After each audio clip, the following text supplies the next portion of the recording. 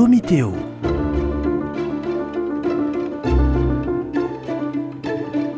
Domitéo, un dialogue théologique avec les dominicains de Toulouse. Bonjour frère Édouard. Bonjour frère Louis. On est toujours dans le thème de l'unité de l'Église et le troisième élément qui semble être à la source de cette unité de l'Église, c'est son âme. Il paraît que l'Église a une âme, c'est ce qu'on lit au numéro 813. Quelle est cette âme qui est cette âme? C'est l'Esprit Saint qui est l'âme de l'Église, répond Léon XIII d'une manière très nette, avec ses capacités de synthèse qu'il avait, qui étaient très grandes. Et cette formule donc est restée dans le cœur de l'esprit de l'Église, des saints-pères qui ont suivi Léon XIII, qui ont répété cette belle formule que l'Esprit Saint était l'âme de l'Église. Et je crois qu'il nous a mis sur la route pour nous aider à comprendre que l'Église était composée de deux éléments, dira le Concile Vatican II dans Lumen Gentium, un élément humain et un élément divin. Et d'une certaine manière, l'analogie de l'âme et du corps aide bien à comprendre la partie spirituelle, surnaturelle de l'Église, cet élément divin, par rapport à la partie, je dirais, temporelle, visible de l'Église qui se déroule au cours de l'histoire. Et ces deux éléments peuvent être, d'une certaine manière, analogués avec le rapport de l'âme et du corps. L'âme est invisible, l'âme est cachée, et pourtant elle impulse un esprit au corps. C'est le corps qui est mu par l'âme. Et c'est cela que les saints-pères ont voulu dire en disant que le Saint-Esprit était l'âme de l'Église. Donc au 813, on dit que la Sainte Trinité est à la source de l'Église, que le Christ en est le fondateur et que l'Esprit Saint est l'âme de l'Église. Et pour ces trois raisons, on a en conclusion cette phrase, il est donc de l'essence même de l'Église d'être une. Que veut dire le mot essence? Donc l'essence, c'est ce pourquoi un être est être. C'est une abstraction donc du fait d'être, l'essence, et ça en donne en même temps la définition. Et la définition donc est difficile pour un mystère, puisqu'un mystère ne peut pas à proprement parler se définir, mais il peut au moins s'expliciter à travers les mots de la révélation et à travers la réflexion issue des mots de la révélation. Et nous comprenons bien que, puisque l'unité de l'Église se tire de l'unité même du mystère trinitaire, eh bien, il y a une compréhension, je dirais, de l'Église à travers le mystère de l'unité qui est très grand, puisque la première chose que l'on dit de Dieu, c'est qu'il est un. Vous vous souvenez, dans le credo, nous disons « Je crois en Dieu », en un seul Dieu, le Père Tout-Puissant. Donc je commence toujours par cette unité pour bien manifester le mystère de Dieu. Eh bien pareillement, mutatis mutandis, comme on dit, en changeant ce qui doit être changé, puisque c'est une réalité aussi humaine, pas seulement divine, que l'Église, eh bien, il y a aussi quelque chose de cet ordre-là que l'on peut dire être l'essence de l'Église, d'être une à l'image du Dieu un. Au 814, le catéchisme continue, développe ce sujet sur l'unité. Il dit « Dès l'origine, cette Église une se présente cependant avec une grande diversité qui provient à la fois de la variété des dons de Dieu et de la multiplicité des personnes qui les reçoivent. » Donc on retrouve cette expression qui est un peu mise à toutes les sauces, unité dans la diversité. Est-ce que c'est bien qu'on l'ait ici? Est-ce que c'est pas un peu réducteur ou un peu dommage d'utiliser une expression mise partout pour l'Église?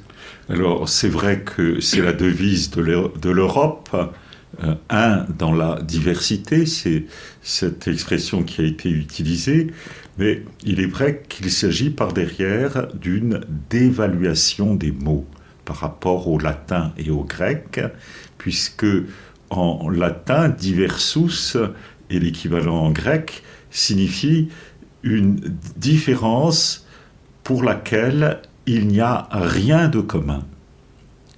Et d'une certaine manière, ce rien de commun est absolument drastique, c'est-à-dire je ne peux rien trouver de commun quand j'utilise des expressions diverses. Par contre, je peux utiliser une expression plus souple qui permet à la fois de la variété et en même temps de l'unité, c'est le mot différence. Et on a fini par faire équivaloir le mot diversité et le mot différence, ce qui fait qu'on n'a plus de mots pour dire ce qui est radicalement différent. Et on n'a plus que le mot différence est égal au mot diversité. C'est un grand affaiblissement du vocabulaire français, une perte de sens, et il faudrait beaucoup plus dire dans des expressions comme celle-là que cette Église, se présente cependant avec une grande variété qui provient à la fois de celle des dons et de la multiplicité des personnes qui les recevront. Ah oui, mais... Voilà, ce serait beaucoup plus juste d'utiliser, parce que divers signifie étymologiquement ce qui n'a aucun rapport. Or, justement, on veut montrer qu'il y a une pluriformité légitime.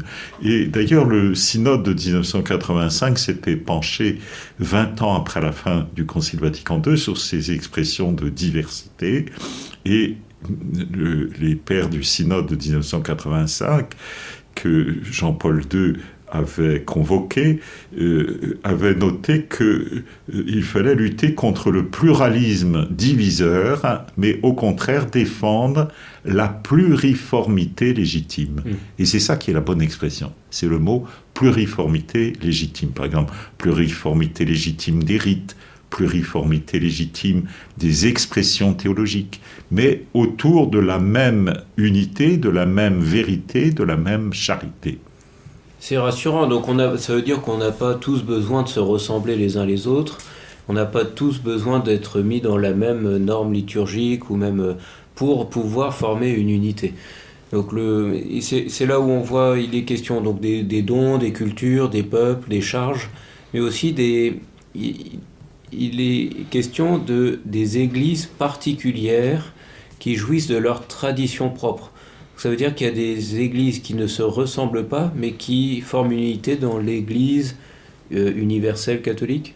Alors si, elles se ressemblent nécessairement, puisque c'est Jésus qui fonde les églises particulières, et dans chacune d'elles, on peut dire que l'âme de chacune de ces églises particulières, c'est le même Saint-Esprit, un et le même. Donc il faut toujours revenir à un point commun.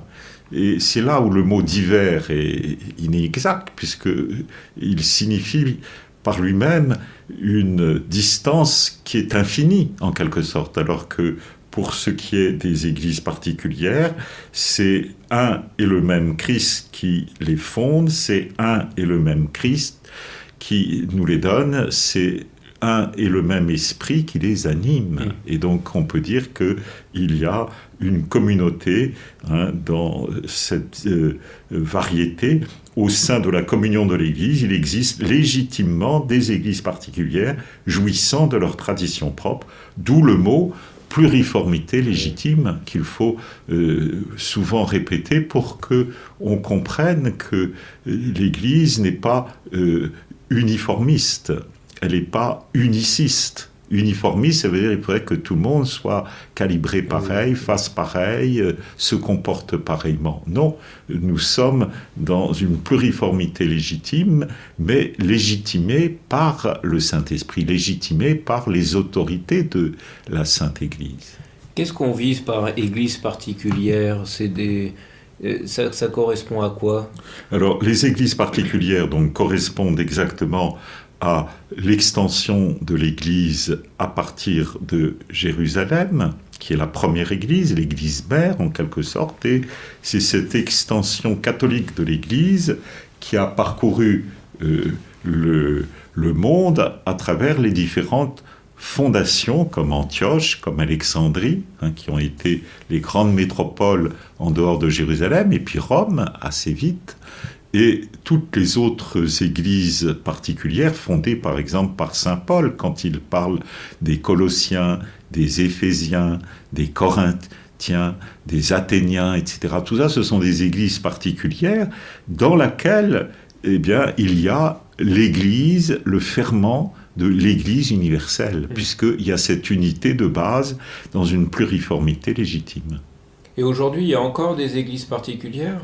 Oui, on peut dire que chaque diocèse est une église particulière, avec à sa tête l'évêque qui est chef de cette église particulière, et il y a inhérence dans son église particulière de l'église universelle, ce qui lui permet d'être en communion avec toutes les autres églises particulières. Et quand il y a un rassemblement d'évêques autour du pape, c'est la joie de toutes ces églises particulières qui se retrouvent unies dans cette église universelle. Ok. Au numéro 814 à la fin, donc on a appris aujourd'hui et la dernière fois que l'essence même de l'Église c'est d'être une, mais on lit ce passage de saint Paul aux Éphésiens qui dit « Gardez l'unité de l'esprit par le lien de la paix ». Alors pourquoi faut-il garder l'unité si c'est l'essence même de l'Église? Eh bien, c'est qu'il y a bien sûr l'unité qui est un don, mais un don, on peut malheureusement ne pas toujours être fidèle à ce don et provoquer des divisions. C'est ce que saint Paul avait remarqué dans cette église particulière des Corinthiens, c'est que certains disaient « moi je suis à Apollos, moi je suis à Paul, moi je suis à Jésus », etc. Et donc la division peut vite se fomenter en quelque sorte dans le cœur de certains, et qu'il faut lutter sans cesse pour garder ce don de l'unité.